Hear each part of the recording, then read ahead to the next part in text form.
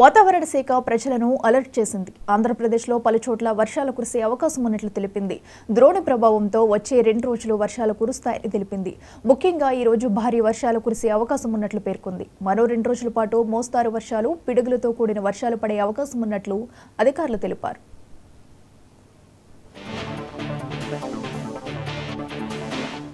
ఇక పార్వతీపురం, మన్యం, అల్లూరి సీతారామరాజు, అనకాపల్లి, కృష్ణా, కర్నూలు, నంద్యాల, అనంతపురం, శ్రీ సత్యసాయి, వైఎస్ఆర్, అన్నమయ్య, చిత్తూరు, తిరుపతి జిల్లాల్లో అక్కడక్కడ పిడుగులతో కూడిన తేలికపాటి నుంచి మోస్తారు వర్షాలు కురిసే అవకాశం ఉందని వాతావరణ శాఖ తెలిపింది.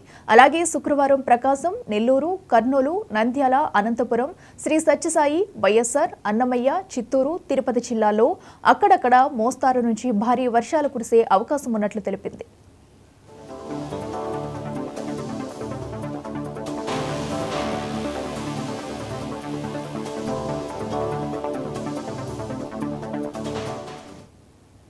అలాగే పార్వతీపురం, మన్యం, అల్లూరి సీతారామరాజు, అనకాపల్లి, కాకినాడ, తూర్పుగోదావరి, పశ్చిమ గోదావరి, కోనసీమ, ఏలూరు, కృష్ణా, ఎన్టీఆర్, గుంటూరు, పల్నాడు, బాపట్ల జిల్లాలో అక్కడక్కడ పిడుగులతో కూడిన తేలికపాటి వర్షాలు కురిసే అవకాశం ఉందని అధికారులు పేర్కొన్నారు. పిడుగులు పడే అవకాశాలు ఉన్న నేపథ్యంలో ప్రజలు అప్రమత్తంగా ఉండాలని అధికారులు సూచిస్తున్నారు. ఇదిలా ఉంటే ఇటు తెలంగాణలోనూ 3 రోజుల పాటు తేలికపాటి నుంచి మోస్తారు వర్షాలు కురిసే అవకాశాలు ఉన్నాయని హైదరాబాద్ వాతావరణ కేంద్రం వెల్లడించింది. ఆవర్తనం 1 పశ్చిమ విదర్భ దాని పరిసర ప్రాంతాల్లో సగటున సముద్ర మట్టానికి 0.9 కిలోమీటర్ల ఎత్తులో ఏర్పడిందని వాతావరణ శాఖ అధికారులు చెబుతున్నారు.